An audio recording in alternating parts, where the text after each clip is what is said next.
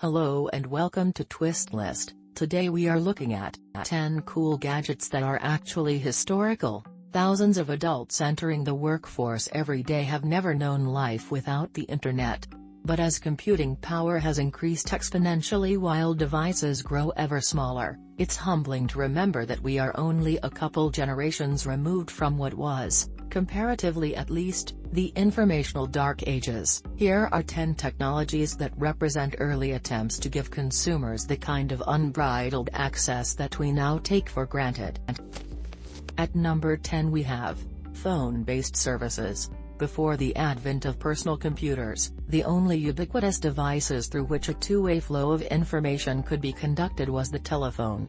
Therefore, much of the information available at a glance from our smartphones today was first made conveniently available through phone-based services.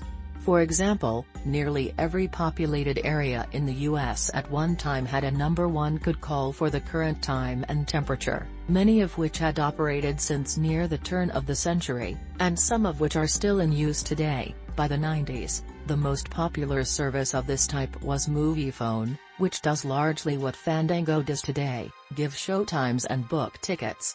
Its phone service was discontinued in 2014, but it lives on, as an app. Phone-based services had begun to fill other needs by the mid-20th century, such as multi-user party lines, subscription open circuits that can be thought of as early social networks, and even a form of on-demand music was available if your local radio station had a request line. The ninth spot on the list is occupied by video dating.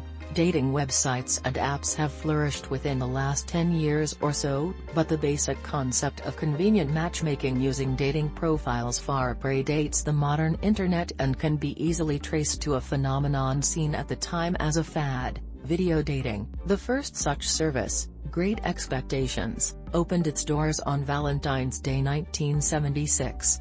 Members paid an annual subscription fee and visited member centers to fill out their member profiles and record candid video of themselves discussing what they wanted in a date. Eventually, services popped up to include practically every niche, just like dating sites and apps today, and the industry as a whole generated billions in revenue throughout the 70s and 80s.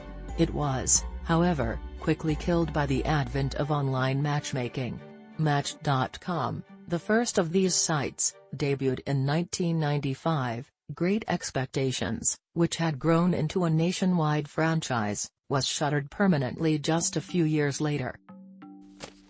Number 8 on our list is pocket video games. When video games took the public by storm in the early 1970s, we immediately fell in love with them, so much so, in fact, that we wanted to put them in our pockets and take them with us. That was completely prohibited by the technology of the time. But this didn't stop some enterprising companies from coming as close as they possibly could, which is to say, not very close, to giving gamers a portable arcade experience. Mattel's sports-based games tried to replicate action with red LED dots and dashes, while later efforts from companies like Tiger and Nintendo instead used LCD displays to deliver a semblance of animation. Among the most popular were Nintendo's Game & Watch series, some of which featured dual or wide screens, and offered, very loose, adaptations of popular arcade titles like Donkey Kong. At number 7 we have bulletin board systems. When dial-up modems first started seeing widespread commercial use in the mid-1980s, the Internet as we know it did not yet exist. Rather, there was a giant, unconnected network of what may be thought of as early websites, bulletin board systems or BBSs. Users dialed in to post messages for other users, as only one user could typically connect at a time, exchange files, and even find illegal software downloads. Since long-distance phone service was still costly at the time, boards mostly proliferated locally. By the early 1990s, when advancing technology was allowing for early chat and gaming functions on local bulletin boards, the Internet was just beginning to make its way into the American consciousness. While its advent all but wiped out what had started to become a thriving culture, as with almost anything tech-related, a few holdouts still exist. Over 300 BBSs still operate today, mostly in the United States. Number 6 on the list is Cartravision. The VCR became a staple of American homes beginning in the late 1970s and early 80s. Consumers benefited from a format more in which new innovations came, and prices remained low. But both formats were almost beaten squarely to the punch by the Cartravision, the first home video recorder ever marketed in the United States. It was an incredibly ambitious device. Unfortunately, poor video quality and an absurdly hefty price tag, about $9,000 in today's money, made the device a spectacular flop. But one investor, in a 1973 Washington Post interview, unwittingly saw the future of home video. "This," he said, "will put pornography back in the home where it belongs." Marketed in 1972, Cartravision came as one unit with a TV and was sold under several different brand names. It could record broadcast television on a timer on its plastic cartridges, up to an hour of video. It could also make monochrome home movies with a camera attachment. Cartridges of actual Hollywood films were also made available for rental through retailers.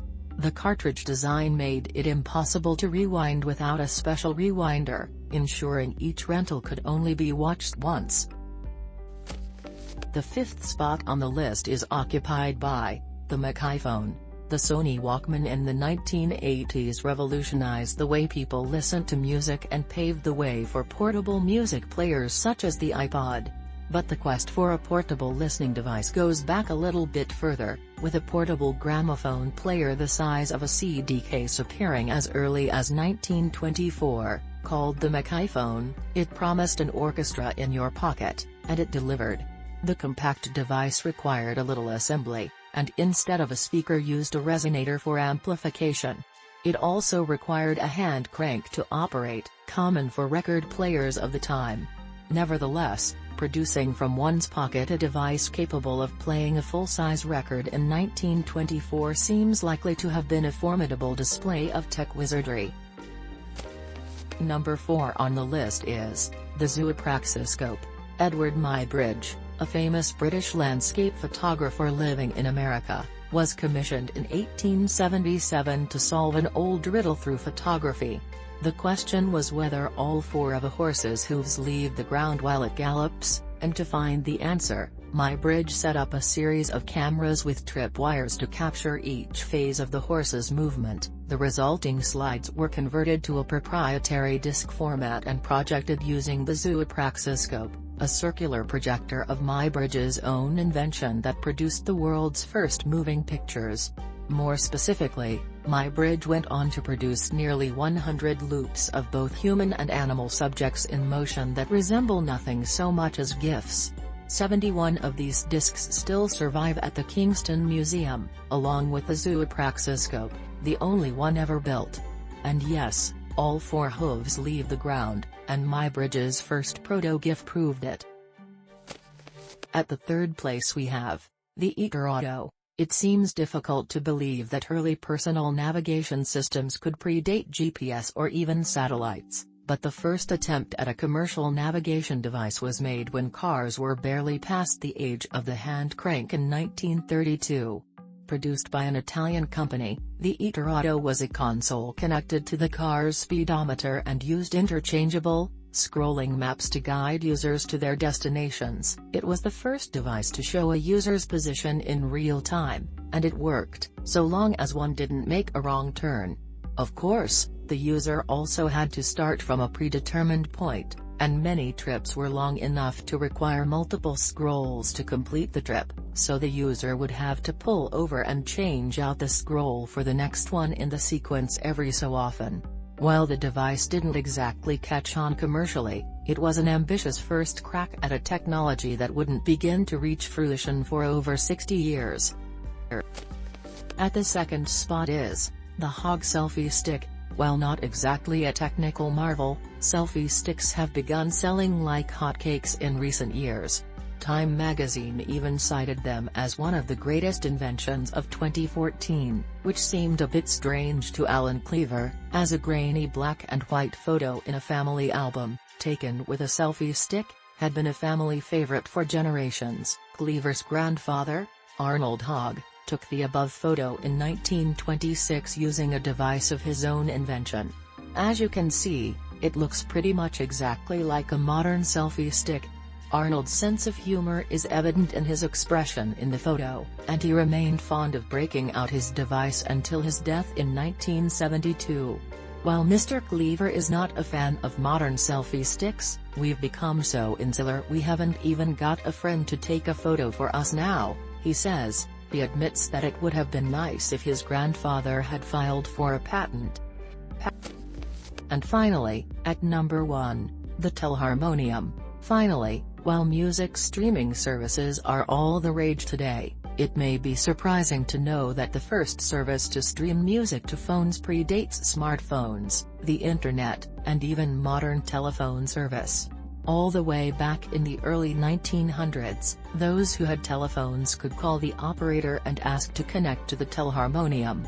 The gigantic contraption looked every bit as Susian as its name and could pump electronic music to the user's telephone receiver. A 1906 New York Times article spoke of the invention in glowing terms, inspiring Mark Twain to pay a visit.